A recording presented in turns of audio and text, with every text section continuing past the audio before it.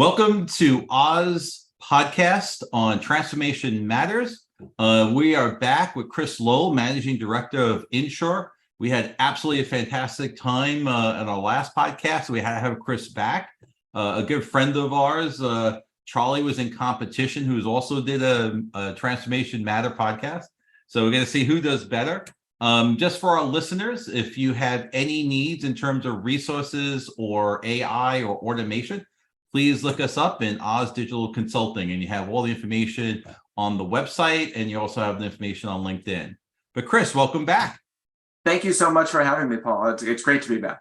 Excellent. So as the managing director of InnSure, I know we touched a little bit about it last time, but give us a more detailed exposure to InnSure and all the great stuff you're doing. And as a caveat, I'm a board advisor for InnSure, so just so the listeners know. Again, thank you for your service. That's great, Paul. Thank you so much for asking. So InnSure is a mission-driven nonprofit focused on catalyzing a bold industry response from the insurance industry towards climate change. Our focus, we do think about insurance as from a societal lens of what does the world and the planet need from an insurance and risk management perspective. And we target sort of four key impacts. One is the reduction in the protection gap, right? So insurance is an amazing tool to actually help people get back on their feet and help people recover after disasters. It's actually much more powerful, between 4 and 12 times more powerful than, say, standard disaster relief from FEMA and things like that. So more insurance actually better, and there are millions of people who don't have insurance. The second thing is enabling the transition to a decarbonized economy. And that means supporting industries such as carbon credits and offsets, renewable energy markets, grid electrification and battery storage, clean transportation, or building efficiency projects, things like that. The third area is incentivizing community resilience. So, that's the stuff that probably hits the newspapers the most often. Whether it be wildfires in Maui, California, flood in the Northeast, wherever it is. Perils are getting more volatile and more prevalent, and communities and neighborhoods need to begin to take action. And we work with insurance companies to give them sort of nudges, impetus, support in those risk mitigation efforts that we all absolutely need to survive. And finally, our fourth area is promoting nature positive practices. So between mangroves or coral reefs, like both of those and many other things provide meaningful resiliency protection value for, say, coastal property. And there isn't actually, most people don't have those assets on their books. They're not really considered assets, but they should be because they provide real value. And once you have an asset, you probably need insurance for it. So I think that would help both in the I talk about coral reefs and mangroves, but there's also biodiversity, clean water, a number of assets that I think humanity is beginning to realize have real value for us. Wow. So Chris, let's just roll this back for our listeners, right? Because when I was first, maybe about 2 years ago, when I was talking with Charlie at an executive dinner, and he just said, oh yeah, climate and insurance. Most people were like, what are you talking about? Right? Like how does currently in the world today, right? To your point, Hawaii's burning, California's burning, everyone seems to be getting flooded, earthquakes, tornadoes, all these communities, all this devastation, right? Got the insurance part, right? My house burns down, I have insurance, but you're taking it to a whole new level when you're really talking about insurance and climate. Just go into a little bit more detail on that for most people or listeners, because most people don't understand that connection between what you're trying to do and the climate overall. Yeah, I mean, so interesting. In our previous podcast, we talked about how does one get into the insurance industry. Once you're in it for a while, you realize how pervasive insurance is and how it affects almost everything we do in an economy. Sometimes for good, sometimes for bad. But it creates the standards by which we build things, the standards by which we live and operate. right? Like, the reasons why you have, why you build foundations and basements in certain ways, the reasons why you have, certain width roads are all partially because those are the types of infrastructure that hold up well to some of the perils that we see out there, whether it be tornado, fire, flood, etc. So I think that's the long-term way that insurance sort of infiltrates and helps make the world a safer place. Whether it just be because we have 24/7 news or, for many other reasons, we are seeing a dramatic uptick in, sort of massive volatile perils that are, affecting us, right? I think living in Boston, Massachusetts, and traveling throughout the Northeast, flood is one that when I was a kid wasn't a major issue. It was, it was non-existent. Yeah, I'm in New York area, and we have tornadoes now. I've never heard such a thing. Yeah, there are things that we now have that we did not have even 30 years ago, and hopefully that helps everybody actually feel the issue of climate change in a way that helps them to get them to act. But clearly, the volatility of perils and the power of these perils is highlighting the fact that, we're not going to talk, for 20 minutes about flood insurance, but highlighting the fact that flood insurance in general is under a 10% penetration rate. So fewer than 1 in 10 Americans has flood insurance, yet now I think it's something like 60% of Americans live in a county that sometime over the past 10 years has been under a flood watch or a flood warning. Right. So those numbers are off. We're not protecting for that peril. But you're right. InnSure actually takes it to another level and basically says, in order for us to protect against these perils in the future, we need to begin also mitigating the current greenhouse gas emissions, because they are humans are the largest driver of this climatic change. So supporting renewable energy like geothermal energy, green hydrogen, even solar or wind, which in general have robust insurance markets, still need more capacity, more help, and clever insurance products to incentivize their adoption. So we take it all the way there. Our goal is to get as many climate-friendly technologies out there using insurance as sort of a financial or mitigation or risk lever as possible. So is that the logic? Because I know, like, InnSure, I consider it like an umbrella, and under this umbrella you have insurance, you have education institutions, you have government institutions, you have innovators, entrepreneurs. I mean, you have like this really robust mix of people fighting this fight, but you sort of have a shield and a sword, right? Your shield for protection is like, hey, let's get the insurance out there and protect people. But your sword for change also seems to be insurance, because you're going to mitigate it. Could you talk more about that? Like how the push and pull is happening? Because I think for most listeners, like, it's going to be like, how is insurance going to help me with climate, right? I mean, that sort of has to be the critical piece. So if you could tell a little bit more about that, that'd be great. No, that's a great question. So your sword and shield analogy, I would actually call things like risk mitigation as the sword and risk transfer as the shield, right? So risk transfer means that someone else is going to pay for it. Risk mitigation means I actually lowered the loss to begin with. And insurance hundreds of years ago, and I won't do the insurance, but like the first fire departments were owned by insurance companies and run by insurance companies for their members. And the reason that was true is they didn't care about pushing the loss of a burning house, a burnt down house to somebody else. They focused on saving the house. And we at InnSure, and just personally, believe that insurance needs to get back and focus much more on risk mitigation to actually reduce losses. I feel like that sword's actually really important. And the best way to do that is sort of increasing the level of what I would call sort of research and development. Or like every industry has some type of R&D to innovate and get better. The insurance industry is more than a full magnitude smaller in terms of R&D compared to the average industry in America. And I think that's a shame. And we try and nudge the insurance industry by helping them do exactly what you said, which is bring together, NGOs, academics, brokers, reinsurers, unique capital providers, scientists, people who are thinking about reducing risk in a different way and bringing them into the insurance industry. Because I think the diversity of ideas creates the best ideas. And I'll be talking about that as a conference. And now, Chris, share with your thought processes about transformation overall of the insurance industry. Like, what do you see the big gaps are?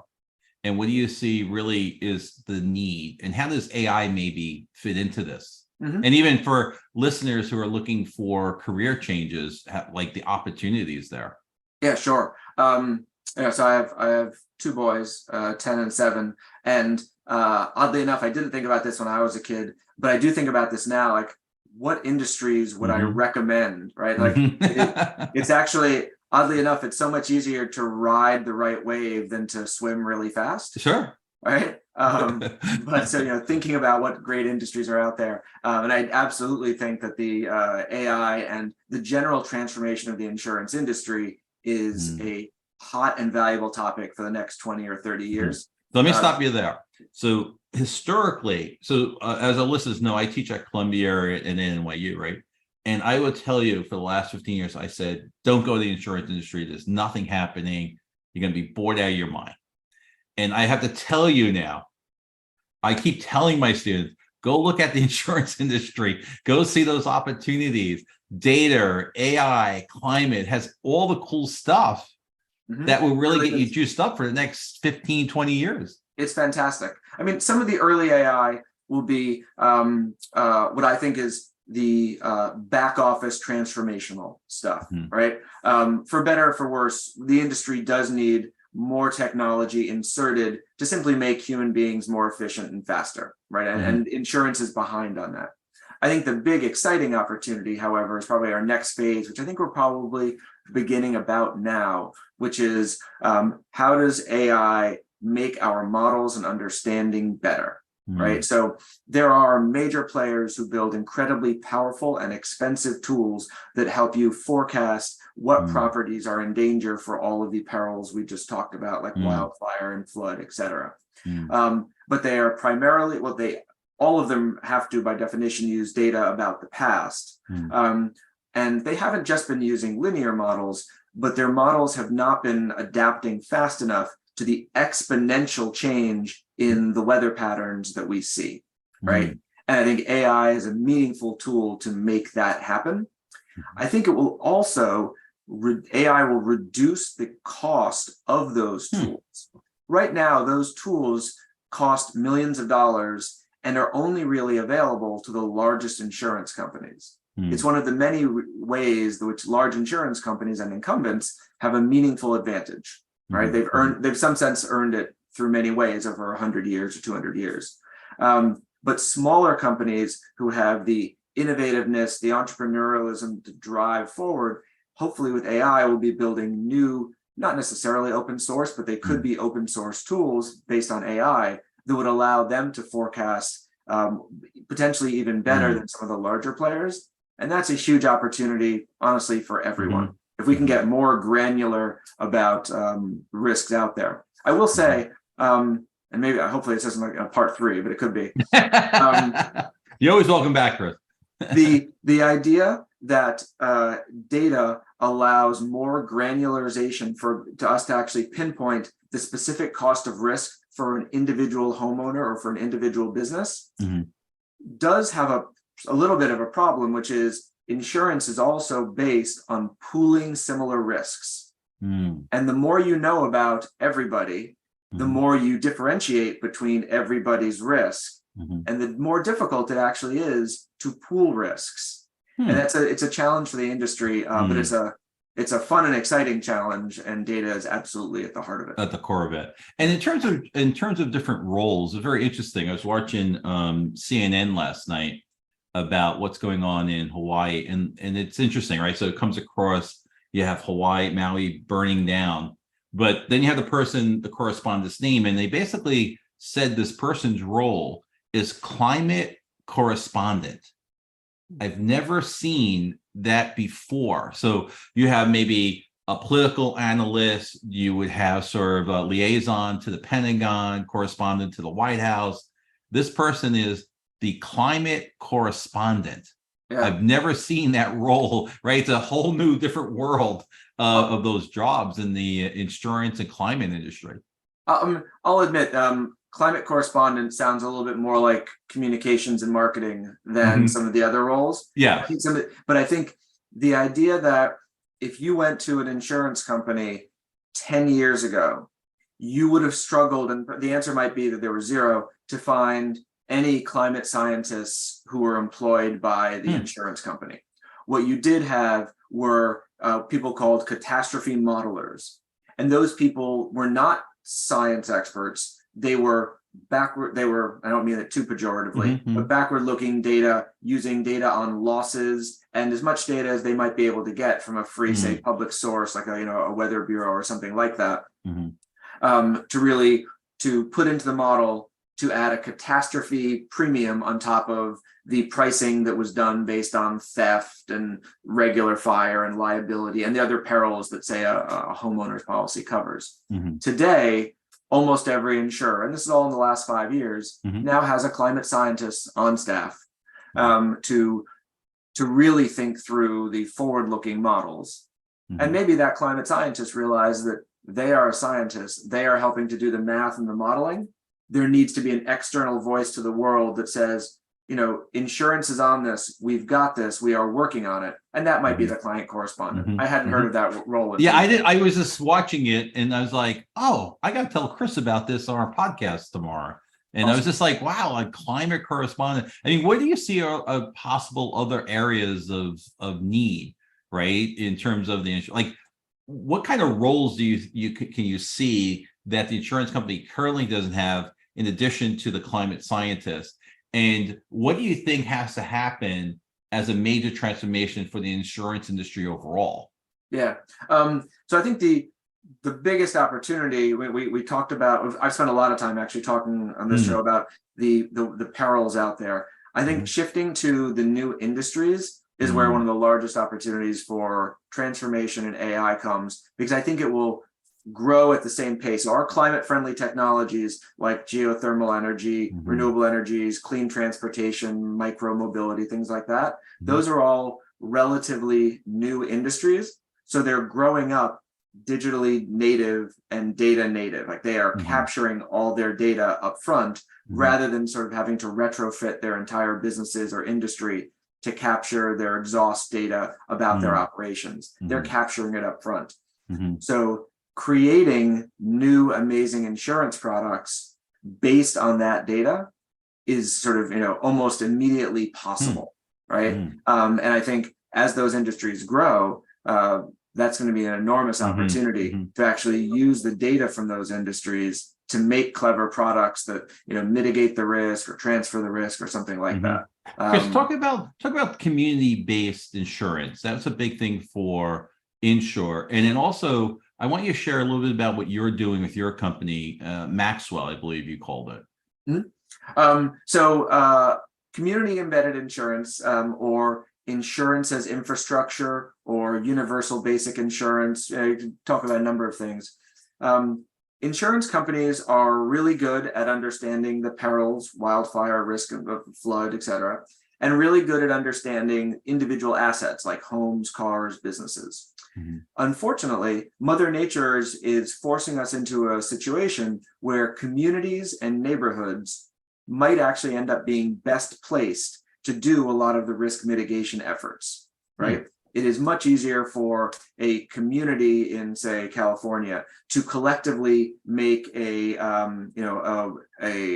hardening effort and clear some land around their entire neighborhood than it is for each individual homeowner to clear land around their own homes. It's easier for them to install a neighborhood-wide massive sprinkler system than it is to do it one by one, right? And as you realize that, that coupled with the idea that the value of insurance is so large that communities should want all of their community members, whether those be citizens, et cetera, should want all of them to have meaningful insurance such that they can get back on their feet. When you put those things together, there's a community-based insurance product that doesn't really exist today. We do have sort of a group benefits product for employers, but this is not around an employer group. This is around a local community. That opportunity is huge. Like it's new and it's interesting. And so, putting together a basic package of wildfire and flood and hurricane, as well as some of the biggest things like business interruption. Right? There's a stat out there that says if you have a small business that after a disaster does not get back on its feet and open its doors within 2 weeks, that 80% of them go bankrupt within the first year. Right? That stat just says it is so important to get things back on their feet. And it's just important for human momentum that we need an insurance product to actually help those people do it, because insurance at least can through some parametric products pay out almost instantly, as opposed to taking months and months for a check from say FEMA or other things, and that it kills us. And we need to be able to create new products that prevent that. And to prove your point, during COVID, the U.S. government helped the small businesses because they realized, to your point exactly, that in 2-3 weeks, if we don't help these companies, these small businesses are going to be out of business, and that's been proven out because the economy currently is booming. So that's great.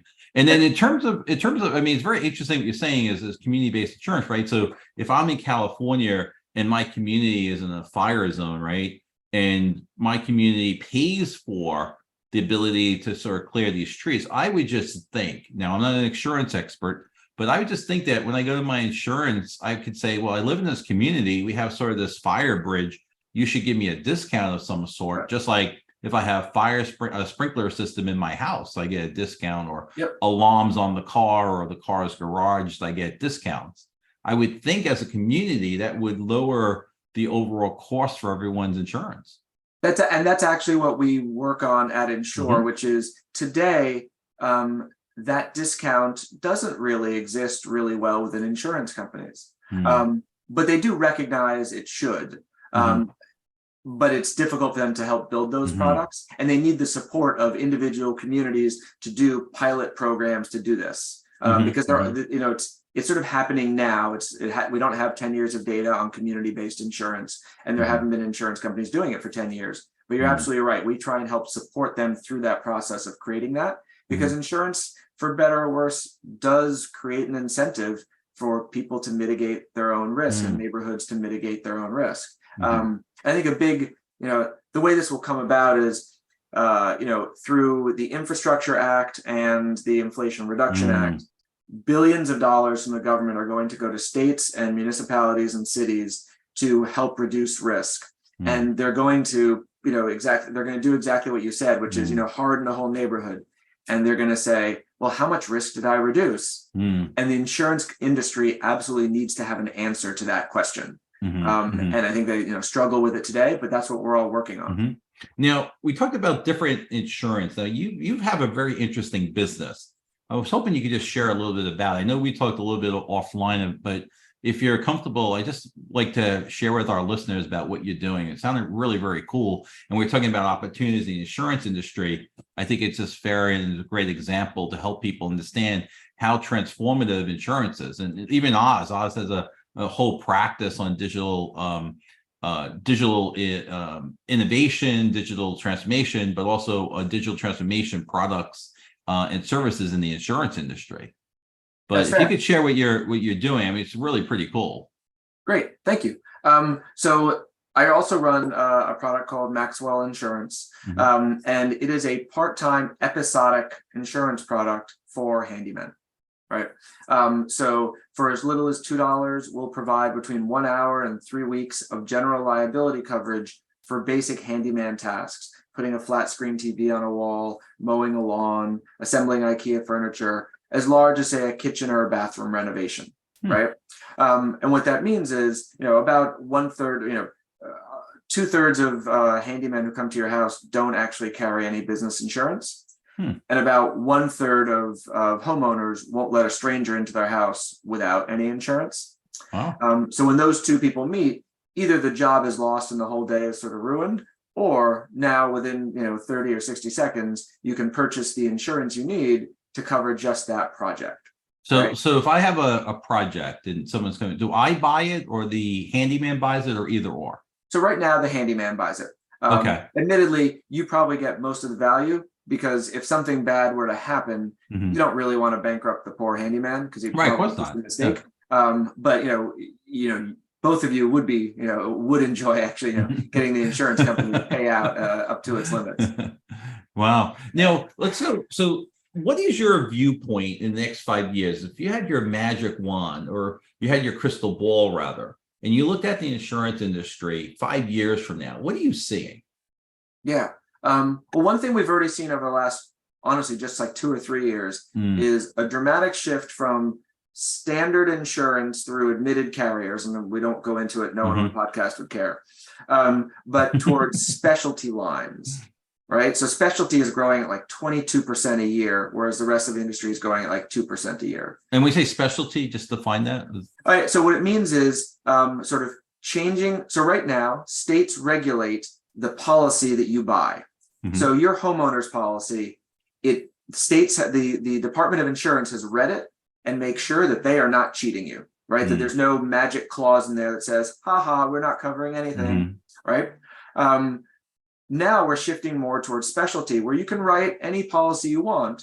And the reason is because the tools required to price the risk appropriately because of the increased weather, because of the change in all the things that we're seeing, sort of requires new and innovative thinking, right? So the world of 5 or 10 enormous insurance companies writing all the policies for Americans, shifting to a world where there may be hundreds of insurance companies all experimenting with new insurance policies is both exciting from an experimentation perspective, more difficult a little bit for consumers to understand the difference. But part of the reason they might actually put forth the effort to understand the difference is because the perils are so acute now, right? So I've been in insurance, for 15 years, and only last week when my basement flooded, did I actually feel sort of the attack from Mother Nature, right? Where I felt like, oh my God, I really need to understand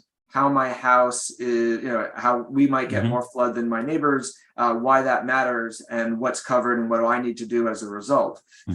Before I had that, it was all sort of a little bit of an intellectual exercise. But I think over the next 5 years for insurance, there will be a meaningful shift towards risk mitigation, which from a technology transformation perspective could include a lot of Internet of Things, right? And devices, water turn-off valves, automatic sensors. For people's homes is a fantastic tool, and everybody should have one. And insurance is a meaningful part of trying to distribute them, et cetera. And you get a discount on your insurance, I believe. You do, right? So that's one of the ones that insurance companies started thinking about 10 years ago, and we're at the place now that you can get a good discount, and that's where we need to get to for climate hardening and other things. Wow. Chris, what is the last word you want our listeners to know about InnSure and how do they get involved? Oh, great. Well, the easiest way to get involved is absolutely email me or my buddy Charlie Sidoti. So email Chris at InnSure, INNSURE.org. We are always looking for passionate people. We like to say that we put together money, ideas, talent, and data to create really new, interesting businesses and concepts that forward our mission and save the planet through new insurance products. And it's honestly a ton of fun. So I would highly recommend anyone to reach out. I'd love to chat more. Yeah, so definitely take a look at it. As I said, a group of really smart people. Oz Digital Consulting is a partner. A ton of massive amount of information on the insurance industry, some great people. And once again, this is really where the future of the insurance industry is going. And as a board advisor, I just want to say, like, it's amazing what has been happening over the last 2-3 years with InnSure. Just amazing. So great job, Chris. Thank you so much, Paul, for continued support and help. It's a great ride, and we're thrilled and proud to be doing it. And now I think what we're going to do is have you and Charlie on at the same time in the near future. Now that would be fun. Chris, thanks again for joining us at Oz Digital Consulting. Transformation Matters. Greatly appreciate your time. Thank you so much, Paul. Thanks, Chris. Bye.